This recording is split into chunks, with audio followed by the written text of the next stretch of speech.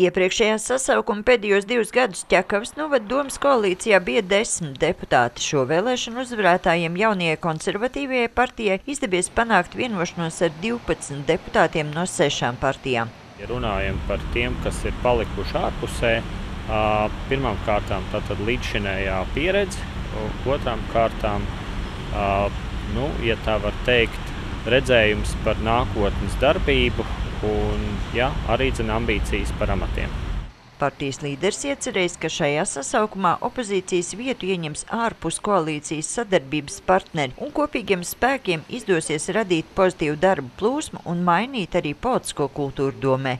Mēs ceram, ka šī pozitīvā darba plūsma viņiem ļaus dzīvot līdz Ķekavas notikumiem, un es domāju, ka viņi nebalsos pret ne Baložas siltuma sakārtošanas jautājumam, ne Pļauniekkalna sākuma skolas jautājumam, ne daudziem citiem Ķekavas iedzīvotājiem būtiskām lietām.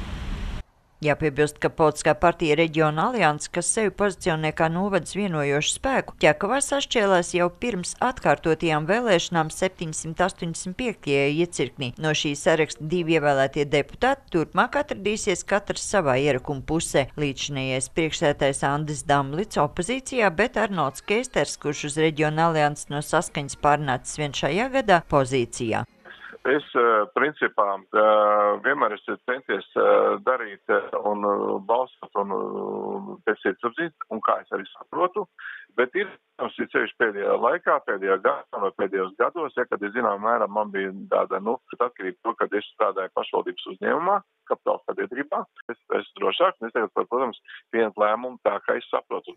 Reģiona alianses valdes priekšsēdētājs Andrejs Ence gan telefonsarunā teica, ka par izveidojušos situāciju Ķekavā neesot informēts. Jauno koalīcijas līgumu plānots parakstīt nākamās nedēļas sākumā, bet pirmā jaunā sasaukuma domes sēde plānota 11.